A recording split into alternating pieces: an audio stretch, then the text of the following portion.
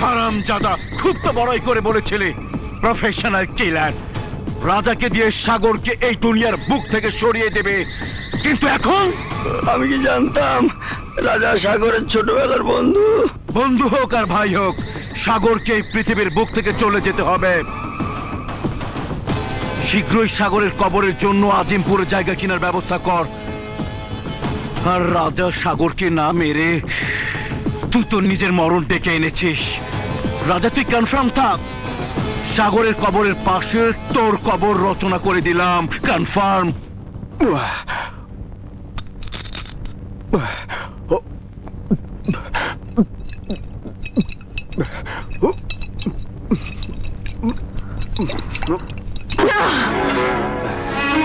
তুই?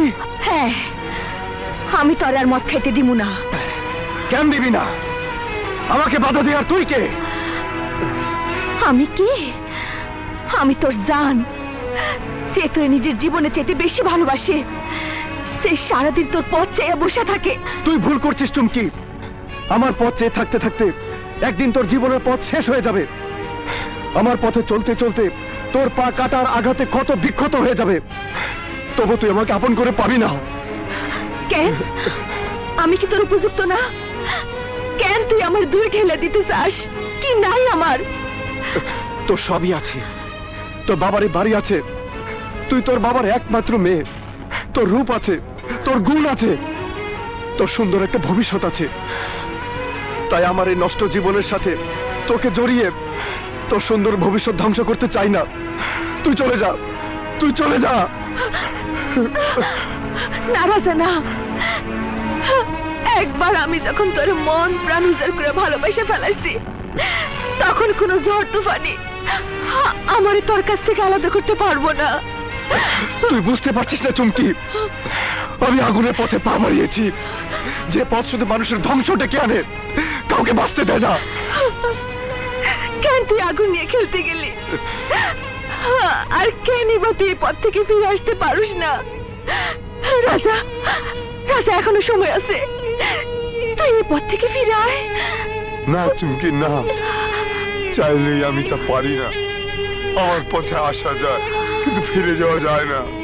আর যদি ফিরতেই হয়, তাহলে লাশ হয়ে ফিরতে হয়। কি এমন হয়েছিল যে তোর সব সাইরা ওই অন্ধকার পথে পা বাড়াইতে হয়েছিল? হ্যাঁ চুমকি, কেউ ইচ্ছে করে পথে আসে না, সবকিছু পেছনে একটি ইতিহাস থাকে। আমারও এমন একটি ইতিহাস আছে, শুনতে চা? শোন তাহলে। আমিও লেখাপড়া শিখে মানুষের মতো মানুষ হতে চেয়েছিলাম।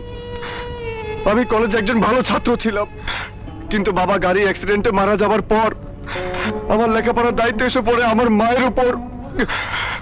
একমাত্র ছেলে লেখাপড়া খরচ চালানোর জন্য আমার মা গার্মেন্টসে চাকরি নেয়, কিন্তু আমার মা গার্মেন্টসে চাকরি করতো না, চাকরি করতো একটি হোটেলে।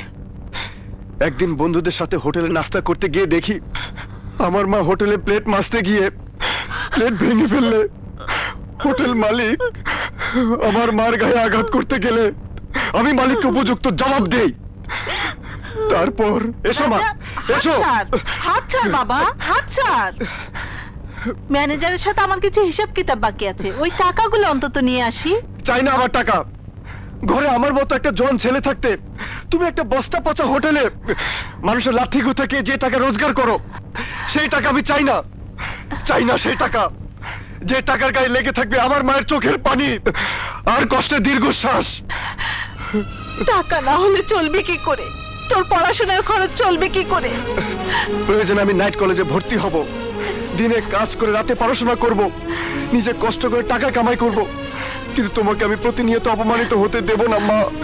রাজা, তুই বোঝার চেষ্টা কর বাবা। না, আমি আর বুঝবো না মা। যতবার আমি নিজে কাজ করতে চেয়েছি তুমি বাধা দিয়েছো। কিসের জন্য মা? কেন মা? যখনই তোমার কাছে জানতে চেয়েছি তুমি কোথায় কাজ করো, তুমি উত্তর দিয়েছো সেলাইয়ের কাজ করো। আমার কাছে তুমি সত্য গোপন করেছো কেন? কেন তুমি বলনি তোমাকে এত কষ্ট করতে হচ্ছে? উত্তর দাও মা, উত্তর দাও। সব করেছি আমার স্বপ্ন পূরণের জন্য বাবা, সব করেছি তোর সুখের জন্য।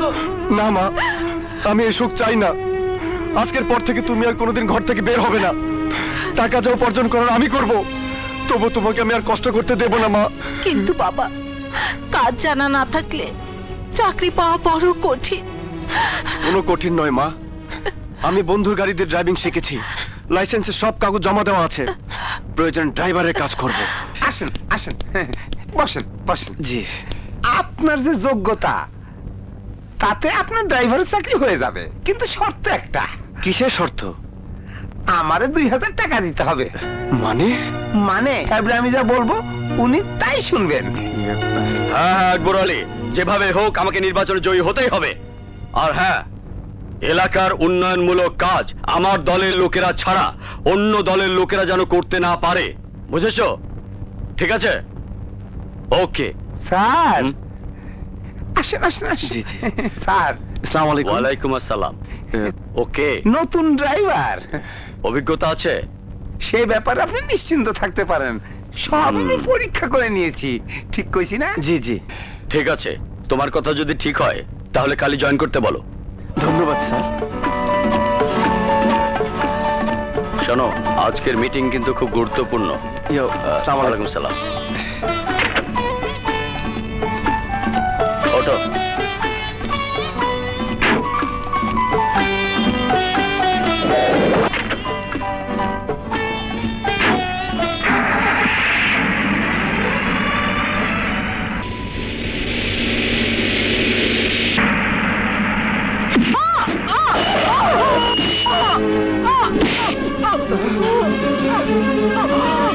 মা! কোথায় যাচ্ছ? স্যার, আমার মা অ্যাক্সিডেন্ট করে। আরে রাখো তোমার মা, তোমার মায়ের চেয়ে আমার মিটিং অনেক গুরুত্বপূর্ণ। আপনার মিটিং এর চেয়ে আমার মা অনেক বড়। হ্যাঁ, কোথায় যাচ্ছ? খবরদার। মা! মা! মা, কথা বলো মা। রাজা, মা, কথা বলো মা। এই হারামজাদা, চল বলছি, নয়তো আমার অনেক বড় ক্ষতি হয়ে যাবে।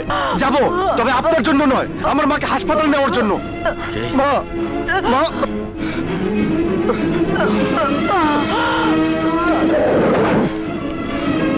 এই খবরদার। করে কি?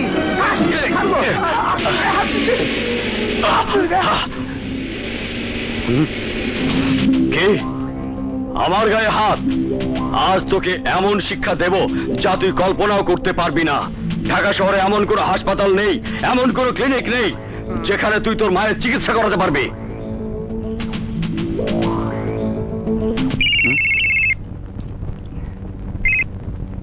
Hello hello. জি, আসসালামু আলাইকুম। জি জি জি জি জি। আচ্ছা আচ্ছা আচ্ছা আচ্ছা আচ্ছা, আপনি চিন্তা করেন না তো, আমি থাকতে ওর মার চিকিৎসা এই হাসপাতালে হবে না। আপনি শুধু আমার ব্যাপারটা একটু খেয়াল রাখবেন। জি জি নেতা, জি। আসসালামু আলাইকুম। আই এম সরি, আপনার মায়ের চিকিৎসা করতে পারবো না, উপর মহলে নিষেধ আছে। ডাক্তার, ডাক্তার, নার্স, প্লিজ আপনি আমার মাকে বাঁচান। আমাকে মাফ করবেন, ডাক্তার ছাড়া আমি কিছুই করতে পারবো না। নার্স! স্যার, এই, স্যার, এখানে গন্ডগোল কিসের? স্যার, আমার মাকে বাঁচান স্যার। না, তোমার মায়ের চিকিৎসা এখানে হবে না, তুমি যাও। স্যার, আমার মাকে বাঁচান স্যার। আমার মায়ের অনেক রক্ত ঝরেছে, আমার মা বাঁচবে না স্যার। মা ছাড়া এই দুনিয়াতে আমার কেউ নেই স্যার, আমার মা বাঁচবে না স্যার।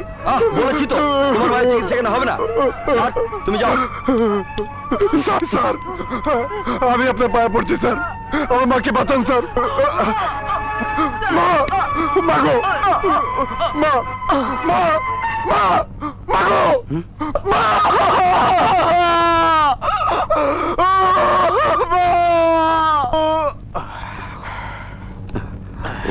ডাক্তার!